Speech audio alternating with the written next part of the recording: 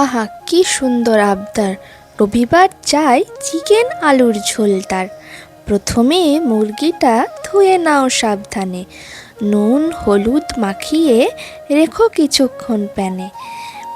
আলুগুলি কেটে করো 2 ফালি বা 4, পেঁয়াজ টমেটো আদা রসুন সব রেখো তৈরি। আর কড়াইতে তেল দিয়ে দাও ছেড়ে তেজপাতা আর দারু, এলাচ লবঙ্গ আর শুকনো লঙ্কার ঝাড়ু। কুচনো পেঁয়াজ দিয়ে ভাজো ধীরে ধীরে, রং যেন হয় বাদামি, স্বাদ যেন ভরে ফিরে। আদা রসুন বাটা এরপর কড়াইতে দাও, কাঁচা গন্ধ চলে গেলে টমেটোটা নাও।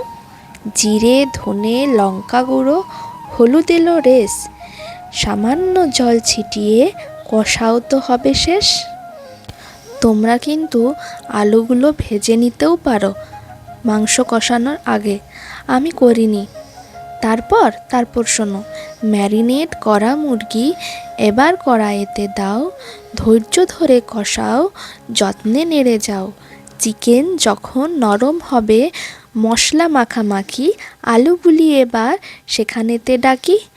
গরম জল দাও ঢেলে, যেমনটা ঝোল চাই, আলু মাংস ডুববে সুখে, থাকবে না আর ভাই। ঢাকনা দিয়ে সেদ্ধ করো আঁচটা কমিয়ে বেশ, ঝোল যখন ঘন হবে রান্না হবে শেষ। নামিয়ে নাও কড়াই থেকে, সুবাসে ঘর ভরে, চিকেন আলুর ঝোল তৈরি তোমার তরে। বাই।